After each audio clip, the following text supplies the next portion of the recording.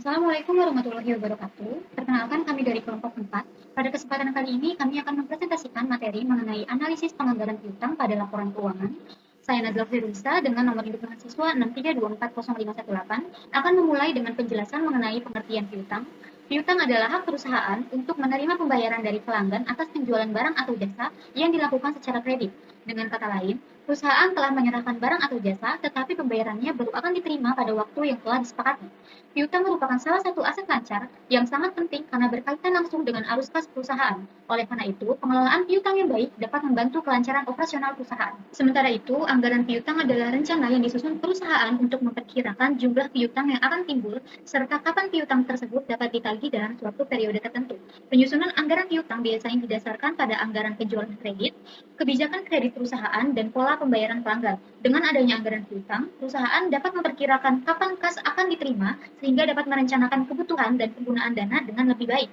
Kemudian ada tujuan dari penganggaran piutang. Penyusunan anggaran piutang memiliki beberapa tujuan, yaitu memperkirakan jumlah piutang yang akan dimiliki perusahaan pada periode tertentu. Kedua, memperkirakan penerimaan kas dari hasil penagihan piutang. Ketiga, membantu perusahaan untuk merencanakan kebutuhan modal kerja. Keempat, mengurangi risiko keterlambatan pembayaran piutang yang tidak tertagih. Yang terakhir, yaitu menjadi dasar dalam pengambilan keputusan terkait kebijakan penjualan kredit. Selain memiliki tujuan, penganggaran piutang juga memiliki fungsi. Yang pertama yaitu sebagai alat perencanaan penerimaan kas perusahaan. Yang kedua sebagai pengendalian terhadap piutang yang belum tertagih. Ketiga sebagai dasar untuk mengevaluasi efektivitas kebijakan kredit dan penagihan. Yang terakhir untuk membantu manajemen menjaga likuiditas perusahaan agar operasional tetap berjalan dengan baik. Selanjutnya, materi akan dilanjutkan oleh rekan saya mengenai faktor-faktor yang mempengaruhi penyusunan anggaran piutang serta pembahasan mengenai studi kasus. Semua, perkenalkan nama saya Putri Yuhardiani dengan nomor NIM 632404888. Pada kesempatan kali ini, saya akan melanjutkan penjelasan mengenai faktor yang mempengaruhi anggaran piutang. Volume barang yang dijual secara kredit memiliki beberapa poin mengenai faktor yang mempengaruhi anggaran piutang. Yang pertama adalah standar kredit, yang kedua jangka waktu kredit pemberian potongan, lalu yang ketiga pembatasan kredit, yang keempat kebijakan penagihan piutang, yang kelima penyusunan anggaran piutang usaha. Penyusunan anggaran piutang usaha tersebut merupakan tanggung jawab divisi kredit di mana di bawah manajemen keuangan dan bekerja sama dengan menyusun anggaran piutang. Selanjutnya kita masuk pada pemecahan masalah yang terjadi pada PT XYZ, mempersiapkan rencana tahunan, data yang dimiliki dalam triwulan atau bulanan, serta informasi sebagai berikut. Yang pertama, rencana penjualan 7% dari tunai, Januari seharga 90.000, Februari seharga 85.000, Maret dengan harga 85.000, triwulan 2 dengan harga 250.000, triwulan 3 dengan harga 230.000, triwulan 4 dengan harga 300.000. Poin kedua, piutang yang tertagih setelah dikurangi piutang tak tertagih sebesar 75% pada bulan penjualan, lalu 15% sebulan berikutnya, dan 10% pada bulan berikutnya. Untuk triwulan, sebesar 90% pada triwulan terjadi penjualan dari 10% pada triwulan berikutnya. Tiga saldo awal tahun. Yang keempat, yaitu piutang sebesar 20.000 ditagih seharga 5.000 pada triwulan kedua, ditagih 7.000 triwulan keempat.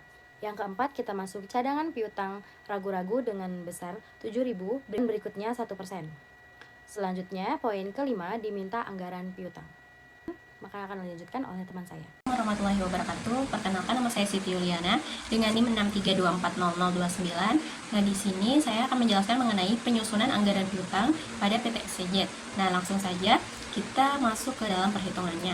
Nah, untuk yang pertama yaitu pada soal diketahui bahwa 70% penjualan dilakukan secara tunai dan 30% dilakukan secara kredit. Oleh karena itu, setiap total penjualan harus dibagi dengan penjualan tunai dan penjualan kreditnya. Nah, untuk selanjutnya kita mengambil contoh soal pada bulan Januari saja, yaitu total penjualannya sebesar Rp90.000. Maka untuk penjualan tunainya yaitu 70% dikali Rp90.000, hasilnya yaitu Rp63.000.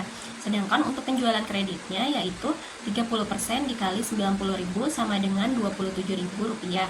Nah, angka Rp27.000 inilah yang nantinya akan menjadi piutang perusahaan. Nah, langkah selanjutnya yaitu menghitung estimasi bad debt. Di soal diketahui bahwa terdapat estimasi bad debt sebesar 1% dari penjualan kredit. Maka angka 1% inilah yang digunakan untuk mengurangi penjualan kredit sehingga diperoleh piutang neto atau piutang yang diperkirakan dapat ditagih. Nah, untuk pada bulan Januari, penjualan kreditnya sebesar 27.000.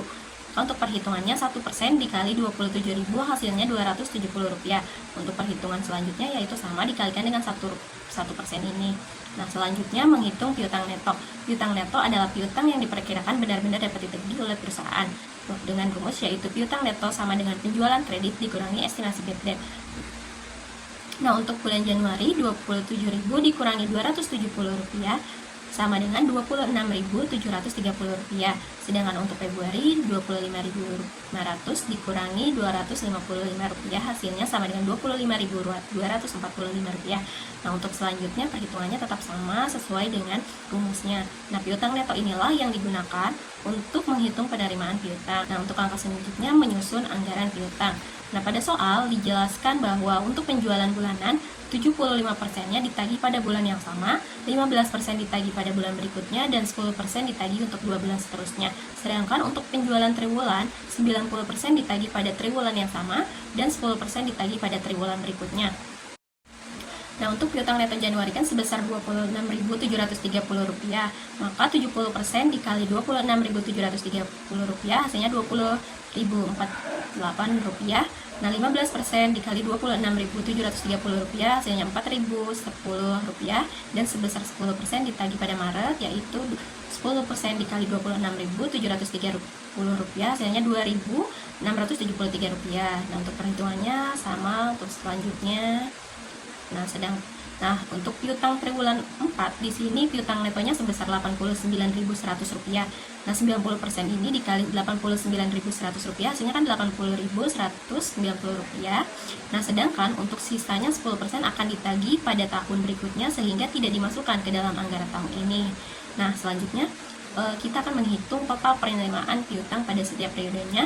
Nah, di sini ada pada bulan Januari penerimaan piutangnya berasal dari piutang Januari saja sebesar Rp20.448. Sedangkan pada bulan Februari penerimaan piutang berasal dari 15% piutang Januari, 75% piutang Februari sehingga hasilnya Rp22.944. Nah, dengan cara yang sama diperoleh total penerimaan piutang pada periode-periode berikutnya sesuai dengan tabel anggaran piutang. Nah, informasi ini sangat penting bagi perusahaan untuk merencanakan kegiatan operasional dan mengelola keuangan dengan baik. Saya Siti Ramawati dengan NIM 632404050. Berdasarkan hasil perhitungan yang telah dijelaskan sebelumnya, kita dapat melihat bahwa penganggaran piutang tidak hanya digunakan untuk menghitung jumlah piutang yang akan diterima perusahaan, tetapi juga memiliki pengaruh terhadap laporan keuangan. Sebaliknya, apabila pengelolaan piutang kurang baik, maka hal tersebut dapat mempengaruhi dan memberikan dampak terhadap kondisi keuangan perusahaan. Pertama, dampaknya terhadap neraca. Piutang usaha merupakan salah satu aset lancar perusahaan. Apabila penjualan kredit meningkat, maka saldo piutang pada neraca juga akan bertambah. Namun, jika terdapat piutang yang diperkirakan tidak dapat ditagih, maka perusahaan harus membentuk cadangan kerugian piutang sehingga nilai aset lancar menjadi berkurang. Selain itu, rendahnya perputaran piutang juga menyebabkan sebagian modal kerja tertahan dalam bentuk piutang. Lalu yang kedua, dampaknya terhadap laporan laba rugi.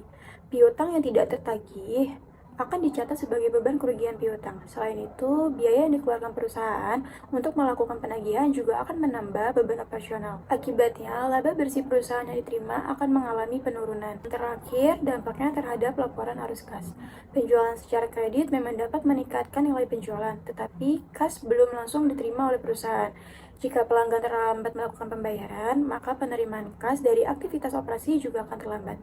Kondisi ini dapat mengganggu kelancaran arus kas perusahaan dan mempengaruhi kemampuan perusahaan dalam memenuhi kebutuhan operasional sehari-hari. Berdasarkan hal tersebut, dapat disimpulkan bahwa penganggaran piutang memiliki peran yang sangat penting dalam menjaga kesehatan keuangan perusahaan. Dengan penganggaran yang tepat, perusahaan dapat mengendalikan risiko piutang, menjaga kelancaran arus kas, serta menghasilkan laporan keuangan yang lebih akurat dan dapat dipercaya. Demikian pemaparan yang dapat kami sampaikan mengenai analisis penganggaran piutang pada laporan keuangan.